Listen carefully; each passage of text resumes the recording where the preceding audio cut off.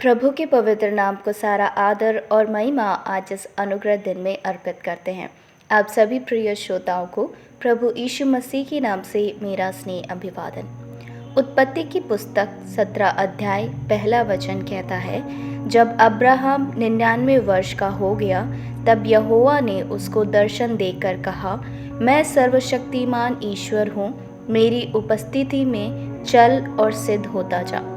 पढ़े गए वचन से परमेश्वर के सामने विषय लेते हुए आज के वचन मनन करने के लिए हम प्रभु की शरण में आए। अब्राहम को परमेश्वर ने दर्शन देकर कहा कि मैं सर्वशक्तिमान ईश्वर हूँ, और दूसरी बात ये कि अब्राहम को क्या करना है और उसकी क्या आज्ञा है वो परमेश्वर ने उसे दी। उससे कहा कि मेरी उपस्थिति में चल और सिद्ध होता जा। विस्तार में कहा जाए तो अब्राहम को आगे बढ़ाने वाला परमेश्वर है। परमेश्वर सदैव उसके पीछे चलता रहा और अब्राहम आगे। परमेश्वर को छोड़कर उसकी कोई यात्रा नहीं, बल्कि जब अब्राहम आगे चलता है तो परमेश्वर पीछे चलकर अपनी दृष्टि उस पर रखता रहा।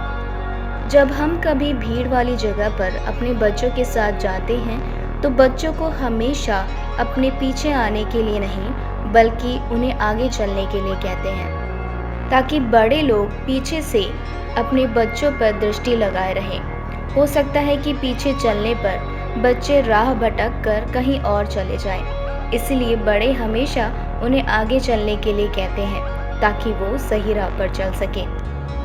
मेरे प्रिय श्रोताओं, यदि आज आपके पीछे परमेश्वर है जो रास्ता दिखाता है तो हमें डरने की आवश्यकता नहीं।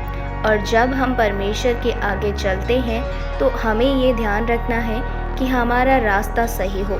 हमारा उठना, बैठना, चलना, फिरना, बात करना, जीवन की सारी अवस्थाओं में सही राह पर हमें चलना है। हम परमेश्वर के सामने निष्पाक बन सकें ताकि हम उसके सामने सिद्ध होते जाएं। हमारी आंखों की दृष्टि से किए गए पाप और हृदय को भटकाने वाले दृश्य जब हम देखते हैं तो हम राह न भटके। तब हम याद रखें कि सर्वशक्तिमान एल शदाई परमेश्वर हमारे पीछे चल रहा है, और जीवन में आने वाली परेशानियों से लड़ने का साहस हम रखें, क्योंकि सर्वशक्तिमान परमेश्वर हमारे साथ हमारे पीछे चलता है।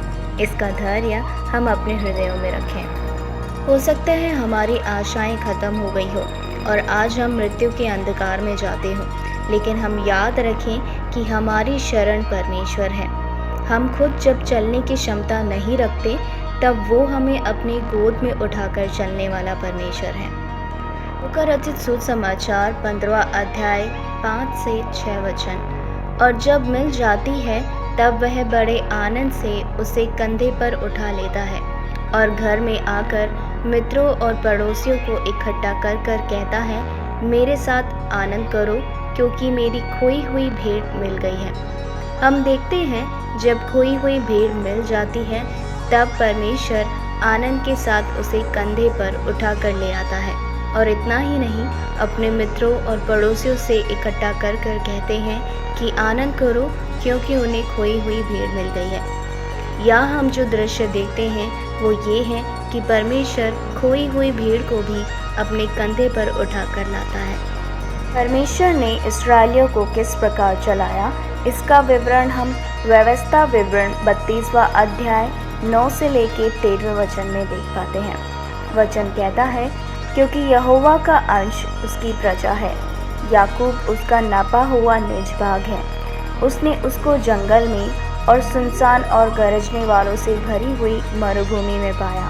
उसने उसके चारों ओर रहकर उसकी रक्षा की और अपनी आग की पुतली के समान उसकी स्तुति रखी। जैसे उकाब अपने घोंसले को हिला हिला कर अपने बच्चों के ऊपर ऊपर मंडलाता है, वैसे ही उसने अपने पंख फैलाकर उसको अपने पैरों पर उठा लिया।